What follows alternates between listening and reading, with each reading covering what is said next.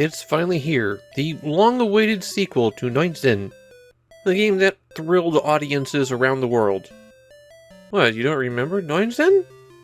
Well, cast your mind back just over 1 year Famicom Disk System time, or 4 months real-world time if you're watching these as they come out.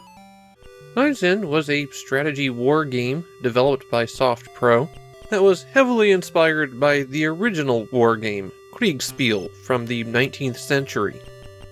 Fairytale changes very few systems from Ninth Zen, but there are a few significant changes.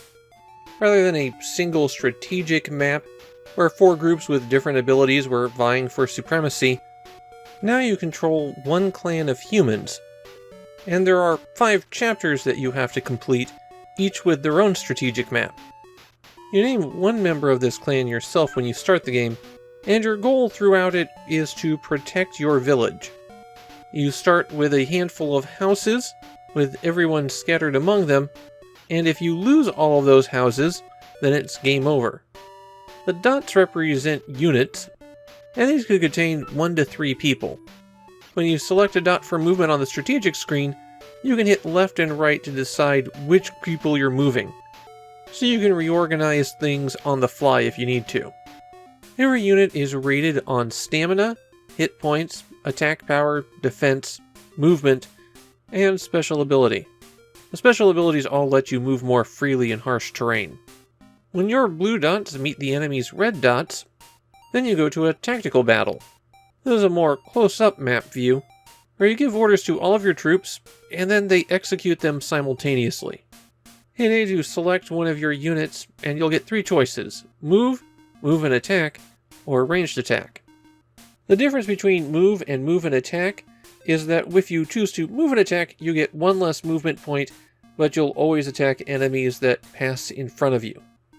Movement is based on a hex grid, and your controls are relative to how your unit is facing, so left and right will rotate in place, up will advance, and down will retreat. It costs more movement to retreat than it does to walk forward. All of these actions use up some of your character's stamina, and if that runs out, they collapse and will return home after the battle. The same thing happens if you run out of hit points, though those only go down when you're attacked. So what's really the difference between hit points and stamina here? Well, besides the fact that you have a lot more stamina than you can take hits, stamina also recovers more quickly in between turns, while recovering hit points requires that you stand still. And if you run out of either of them, you'll revive at the house after 2 turns if you run out of stamina, and 3 turns if you've run out of health. You recover both of those faster if you wait at the house as well. Ranged attacks can be aimed freely, or as close to it as you can get on an 8-bit system. If a character is just throwing a rock, then it's a straight line, but if they're throwing a bomb, then you have to pick exactly where it's going to land.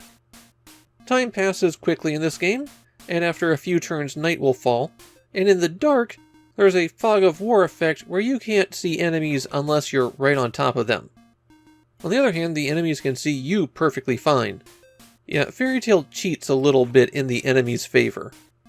A house gets destroyed by just moving a unit on top of it, so a very useful strategy is to send out one fast person all on their own to get to the far side of the map, while your full, bulkier teams deal with the enemies attacking your homes. Fairytale's a little bit difficult, and that's not a bad thing since there's only 5 scenarios to play here. But that said, you're probably going to have to play for a while before you can even beat the first scenario. It's going to take you a while to figure out the best tactics and options to use. If you do clear a scenario, then you get to level up. And units level up according to how much they were used. They get additional attack for being in winning battles, more defense for taking a lot of hits, and some of them just power up on their own. This is a game where you have to try to manage how you're leveling up. Otherwise, there's a real chance you'll be too weak to win in later chapters. That's a gameplay element that Fairytale beat Fire Emblem to by a full year. Like pretty much all Famicom Disk System games at this point, Fairytale was a disastrously poor seller. However, it seems to have picked up a bit of a cult reputation over the years. People are definitely fond of this one. My feelings are a little bit more mixed than that. but I think it has more to do with how little time I had to spend with it. All of the gameplay additions in Fairytale work really nicely.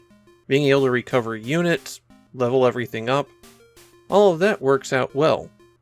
But I feel like the 3-on-3 fights are a little bit too limited, but I also don't think that's an enormous problem. Fairytale's a pretty interesting strategy game, and it's definitely an improvement over 9zen, and what more could you want out of a sequel?